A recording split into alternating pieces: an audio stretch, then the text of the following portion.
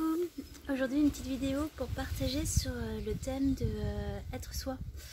Alors c'est vrai que souvent dans le langage spirituel ou de développement perso, on nous invite en fait à partager son moi véritable. On parle souvent de ça, ou d'être aligné avec sa vérité, son authenticité, son moi véritable.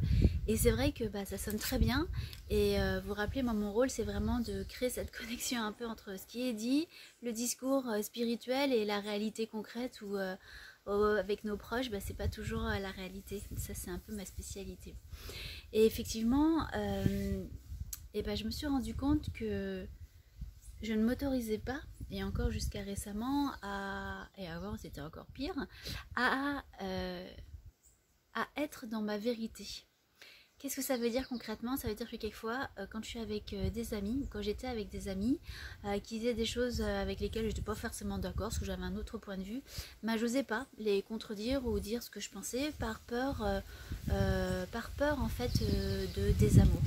C'est-à-dire que on est tous des êtres d'amour, et tout ce qu'on veut finalement c'est pour être aimé, et que on se dit que si moi en fait dans mes croyances, si on me disait non ou je suis pas d'accord, je le prenais comme un acte profond de désamour, et c'était le synonyme de je ne t'aime pas. Donc ça faisait que en fait je m'adaptais constamment aux gens. J'étais un espèce de béni oui oui, je disais oui à tout, et j'étais d'accord avec tout parce que je voulais être aimée.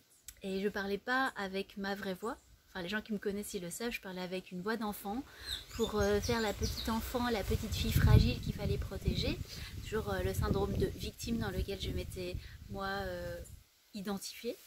Et aussi, je m'autorisais surtout pas à dire ce que je pensais. Et ce que ça donne ici, ce que ça donne quand on ne s'autorise pas à dire véritablement ce qu'on pense, inconsciemment ou sciemment dans nos programmes, on pense que du coup les gens vont nous aimer encore plus parce qu'on dit oui à tout, on est toujours souriant, on rigole à tout même quand c'est pas drôle. Moi ça m'arrivait de rigoler alors que je trouvais ça pas drôle. Bien sûr, je racontais les choses que je pensais que les gens voulaient entendre, donc critiquer les autres, ou moi aussi, ou dire du mal des autres parce qu'on se dit que ça va faire plaisir à l'autre. Enfin bon, c'est des croyances. Et aussi j'en prenais la responsabilité bien sûr, et surtout je ne m'autorisais pas en fait à dire véritablement ce que je pensais, par peur de vexer l'autre qui s'énerve, et que du coup il y ait un désamour, en fait une situation de désamour.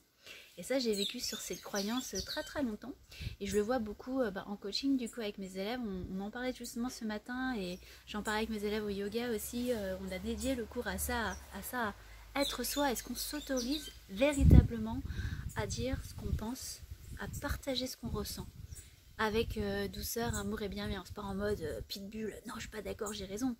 On distingue bien partager de soi, se positionner, partager ses croyances, ses opinions, ce qui nous fait résonner, ce qui nous fait vibrer, ce qui résonne en nous, et on distingue ça, partager ce qu'on est, et avoir absolument raison. C'est deux choses différentes.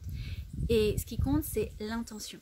Est-ce que quand je partage une de mes vérités et croyances, est-ce que mon intention, c'est juste de partager ce que je suis, dans ce que je suis, et c'est pas forcément dans la croyance des autres, mais c'est pas grave, ça n'empêche pas en fait d'être aimé. Et ça, c'est quelque chose vraiment que j'ai appris.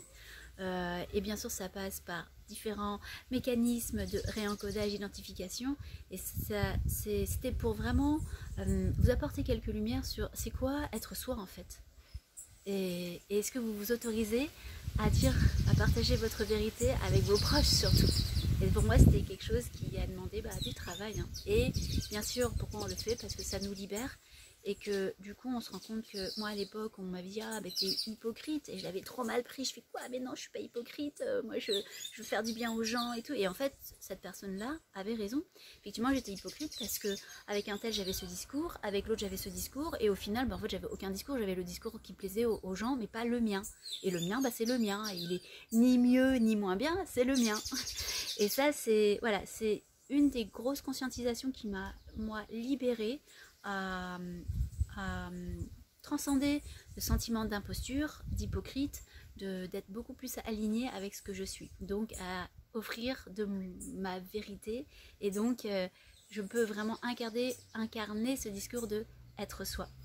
Voilà pour ce petit partage. Merci pour avoir écouté. N'hésitez pas à me partager en commentaire. J'ai déjà eu des retours des élèves qui me disaient que ce thème résonnait beaucoup en eux. Et donc je vous invite peut-être à faire une action aujourd'hui de partager de vous, sans chercher à convaincre, sans chercher à avoir raison, sans chercher à changer les gens bien sûr, juste partager ce que vous êtes véritablement avec votre vraie voix. Et pas une voix de petite fille comme ça a pu être mon cas, juste avec ce que vous êtes et sans la peur d'un acte de désamour des autres. Voilà, gros bisous, à bientôt.